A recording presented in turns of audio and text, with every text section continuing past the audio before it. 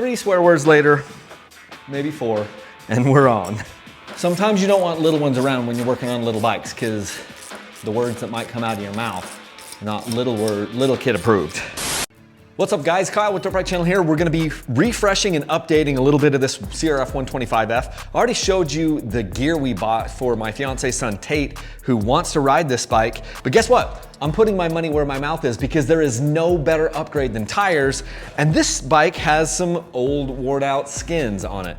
Before we had, or at least currently, it's got the Battlecross X30 on the front and the rear, and it's time for a refresh on that. And I wanted to try something new. I have used the Tusk Recon tires in the past on my full-size enduro bikes, but I had never used it in these smaller sizes. This is the big wheel size of the Honda. So it's got a 16-inch rear wheel and a 19-inch front wheel, and I'm a big fan of the gummy tires. By the way, I buy this stuff on Rocky Mountain ATV, and if you use my links for Rocky Mountain ATV, all year long it enters you in to win the bikes that we give away. So there's that bike right over there. If you use my link to buy this down in the video description or on my website, dirtbikechannel.com, all year long it gets you free entries. I'll say that again, free entries in to win all the dirt bikes that I'm giving away. So I don't know why you wouldn't use my links. But anyway, I wanted to try the Tusk Recon tire here in this smaller size. This is a very, very economical tire. I'll post how much these things cost, but you really cannot beat the cost that you can get for some of these Tusk tires. And this is a semi-gummy tire, which means it's not gonna last as long. But while Tate is learning here in the next little bit, I want him to have the best experience possible as far as traction. And so we're gonna go with this Tusk Recon in the rear. And then, it's been a hot minute since I've used the Recon for the front on any bike, but I thought, you know what? I'm just gonna pair both these tires together. We're going to try to get the best experience. He'll have the most traction possible as he's starting to learn, and I think that's gonna be really key. And then along with that, I went with the Tusk tubes because I always put new tubes in these tires.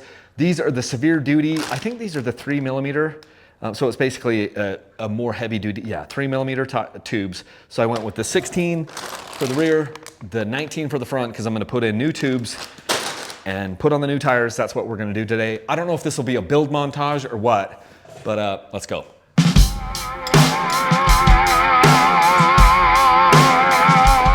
By the way, this is my original Tusk tire changing stand that I bought, I don't even know how many years ago. I got this off Rocky Mountain ATV. I don't know if you can find a better one for the buck. The problem with these, there are better tire stands, and I can't even use the center piece. There's usually a center pole, I've just dropped it down. That center little support goes through the axles, but on this little guy, it's too big. It won't even fit through there. Anyway, but I was saying, there are some people that build their own tire stands, and I am kind of jealous of those. There's some plans out there.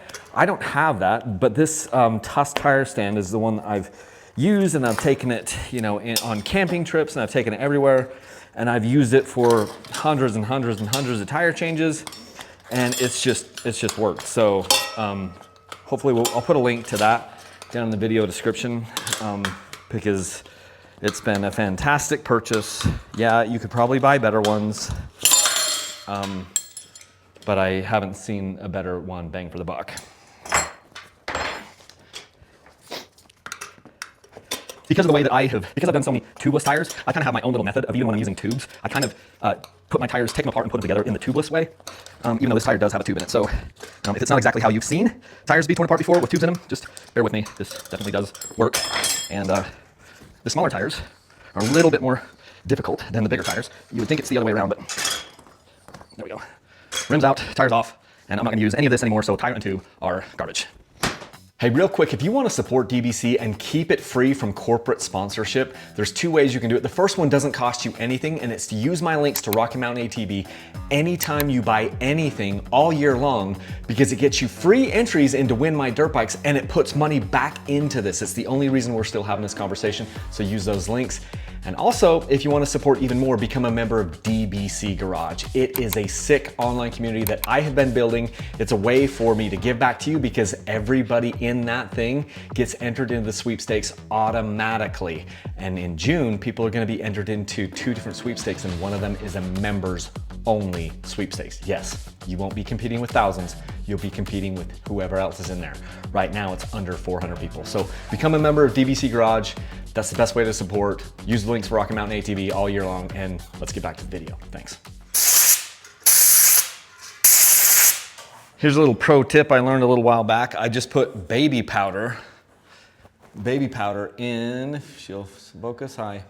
Baby powder in the tires. So anytime I'm putting a tube together, this is what I'll put in here. It just makes it so that the tube doesn't kind of get chafed as much. And I think it just makes the tube last a little bit longer without heating up and wearing down and stuff like that. So you make a big mess, but baby powder, who knew, right? Then we're just gonna take one of the nuts off these. So when you've got a tube that has two nuts like this, one nut is gonna go below and the other nut is gonna go above, so this bottom nut is gonna go inside the rim, then this other nut is gonna go on top of the rim. We'll show that a little bit in a minute. I'm gonna do myself a little favor here by putting a little air in this, just so that it will hold its shape like that. That's all I need. And then I'm gonna go ahead and I'm just gonna stick this inside the tire. Now, not everybody does it this way, but this is how I'm going to do it. I wanna lube up my tire just a little bit. I've got the tube inside there, and I'm gonna lube up my tire just by spraying a little Armor All onto the bead of the tire. I've done a bunch of different types of tire lubes, but this works as well.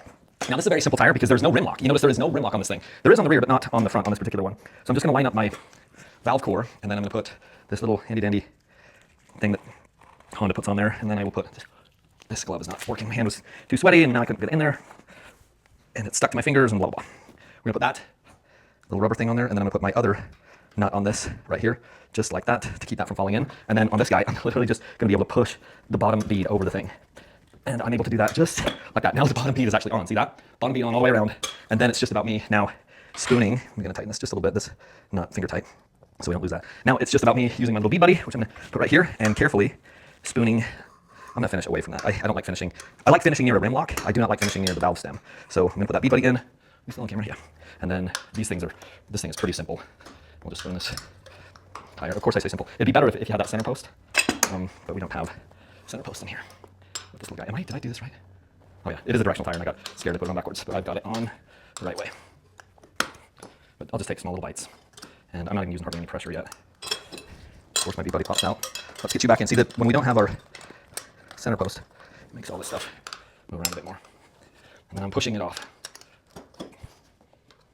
There we go. That is in, and now we just air it up right here. Somewhere in there. And then kind of, I don't like this nut to be tight against the rim, but the way that Honda has this, you kind of have to just have it kind of like that. So this little rubber boot is kind of sealing the whole hole, and then our nut is pushing down against the rubber boot, but it's not like super tight down on the thing. The problem is this doesn't have a rim lock, and so when my boys are braking hard under this, they can get the tire to move just a little bit, and it's kind of scary. And you can just tear the valve stem, or tear the valve stem right off the tube like that. Actually, see, I've got some overspray of the Armor All onto that brake disc, so I'm just going to use some brake cleaner and clean that off because I do not want Armor All on my brake disc. That's bad news. Okay, that's better. I like to go to 15 PSI in my front tires here. That's got 50, which is way too much, so we'll let a lot of that out. There's 15. So now I got my 15 PSI, and we are ready to put this back on the front of the bike.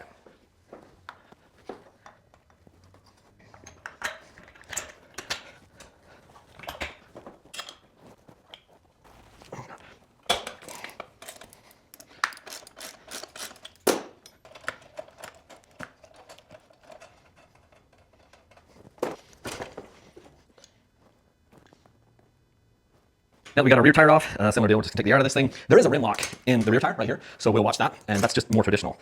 All your dirt bikes, or real serious dirt bikes, are gonna have rim locks, so it's kind of surprising that this front wheel that on this bike doesn't have one. I need a shorter valve tool.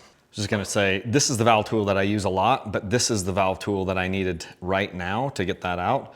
So you can see the difference in lengths. So it's good to have a couple different options for valve core removers.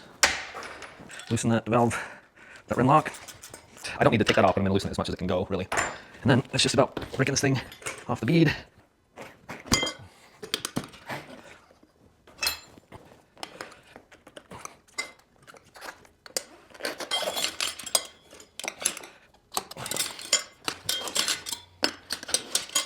You can tell this one's been on here for a hot minute because there's literally rust on that bead. That's funny. That's funny stuff right there. Everybody has a little different method of doing this. Moving out of the frame. And I just do whatever's natural to me in that moment. Some guys are working right here, some people work over the top of it. Sometimes I do like to work over the top of it up here just to get a little bit more leverage. That's all I'm really doing. Okay, now we got it off. So that's trash. And it's time to inspect and blow off our rim right here and get this thing cleaned up. Just rubbing off any dust or dirt in here. It's crazy, there's quite a bit of rust on the inside of this bead. It has all these little weep holes inside the rim right here. I don't know if you can see that, but like, I guess those are to help drain water out. I don't know. It's just kind of weird. Weird stuff. Looks like the Tusk Recon is not directional. It doesn't appear to be. Again, like I said, I like this isn't my absolute favorite tire for a full-size bike. I've got a lot of different options that I use.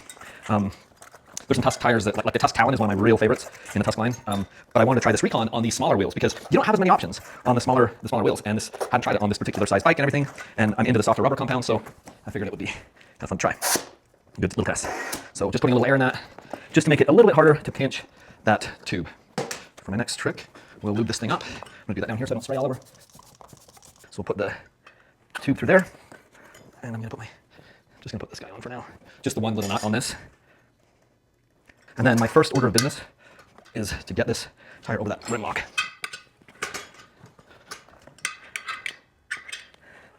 Okay, I had some technical difficulties getting over the rim lock, but we got it over and we got one side of the bead on. So I'm just gonna do a little bit more lube here, my arm roll, and I'm gonna stop. I should have done this on the other side so I wasn't dealing with the sprocket here, but I was not thinking that quickly, or that far ahead. Okay, bead buddy partly installed. It's not a terribly good bite on that, but it doesn't want to get in there very good. Okay. So now I'm just gonna carefully, these little rims, that's why I say little wheels are harder than big wheels. Basically every time. And just find that, and I've messed with enough little bikes and little wheels to know that like I'm gonna struggle more on littler tire. And then it's like, and even I don't have the center post because this little wheel hub, axle hub won't allow my tire stand to have the center post in there. So it's like, it's always just a little bit more of a struggle. And this isn't even a little bike. And there you have it. 3 swear words later, maybe 4, and we're on. Putting some air in this thing. A lot of air to get it to beat up the way I want it to. And then at that point, now that it's completely beaded up all the way around, I will tighten down my rim lock. Sometimes you don't want little ones around when you're working on little bikes because the words that might come out of your mouth are not little kid approved. At least not in my house. Honda gives you this little rubber thing, that guy. Focus, yep, that guy. I'm gonna put that down against the rim, and then I'm gonna put my little nut, the extra tube nut, and put it on top of that. And then my cap will go on top of that. And we're gonna go 15 on this, maybe 12. I'll go 12. This is what we call finishing the video the day after, because when you went to do the video edit, you realized the audio didn't make it for the end of the video, actually to inside the camera. So anyway, just finishing up here. I'm excited to see how these Tusk Recon tires do on this bike. I know that rubber is the best thing you can do for a motorcycle is fresh rubber on it. So I'll give you some updates on how this goes. Hey, just want to say, please use my links to Rocky Mountain ATV for any time you're buying any of this stuff, because all year long, I'm actually paying you to use those links by giving you free entries in to win every dirt bike I do all year long. So you never have to time your entries. Also, if you want to support what we're doing and make sure that this can continue in the future with bike reviews and with tire reviews and gear reviews and all that other stuff without me having to take any corporate money, which I haven't, join DBC Garage. It is the easiest and best way to support Dirt Bike Channel on an ongoing basis, and it gives you entries in to win the bikes. And starting in June, you'll be entered into 2 separate giveaways. And one of those giveaways is literally members only giveaway. So there's under 400 people in there right now. And that will mean that somewhere around those 400 people, however much it grows to, that's what the draw pool is from. So you're not competing against 5,000, 10,000 people. You're competing against 500 people, and people are gonna win bikes every 90 days out of DBC Garage.